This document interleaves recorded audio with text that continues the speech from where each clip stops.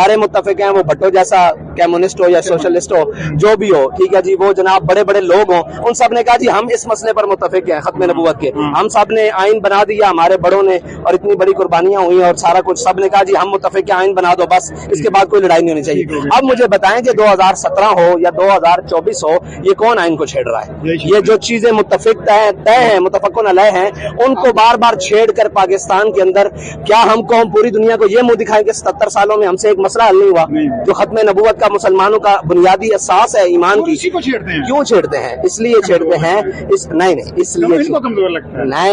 नहीं, इसलिए छेड़ते हैं कि ये तय हो गया तो फिर ये तय होगा कि पाकिस्तान के अंदर कौन सा निजाम चल रहा है। एक सवाल ऐड कर लें, साद हुसैन रिजवी साहब आज काजी फाइज साहब के इस्तीफे का मुतालबा कर रहे हैं, तहरीक इंसाफ भी वही कर रही है। अगर तहरीक इंसाफ तहरीक लब्बैक अलायंस करके वो इस्तीफे का मुतालबा करे तो आज कितनी बड़ी जनता जो है वो उसके इस्तीफे के लिए आवाज उठा सकती है? देखें, तहरीक इंसाफ अगर मुतालबा कर रही है तो तहरीक इंसाफ को पता होगा कि वो क्यों कर रही है।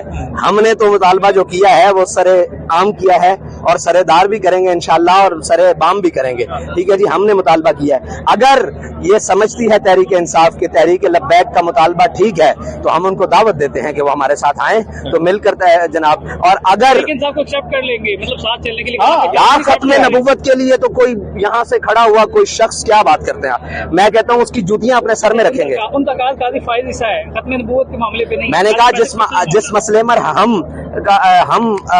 इस्तीफा मांग रहे हैं ना, उस मसले पर अगर वो हमारे साथ आकर मुत्तफिक हो जाते हैं तो फिर जिस मसले पर वो हैं उस पर भी बातचीत हो जाएगी, ठीक है। और दूसरी बात ये है कि अगर हुकूमत ये सीरियस नहीं ना ले रही कि काजी फाइज ईसा का ये जनाब चंद लोग हैं और ये खत्म हो जाएगा, तो ये मैं आपको अभी वैसे तकरीर में भी बताऊंगा और आपको बता रहा हूँ कि ये बात फाइज ईसा तक नहीं रुकेगी, ठीक है।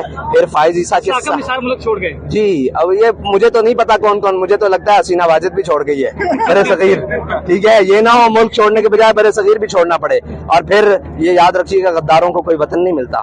हाँ, अपने वतन अपना ही होता है। हम जब हमारा ये वतन है ना, हम मर जाएंगे इसके खाक में, कहीं हमारी खाक भी मिल गई ना तो हमारे लिए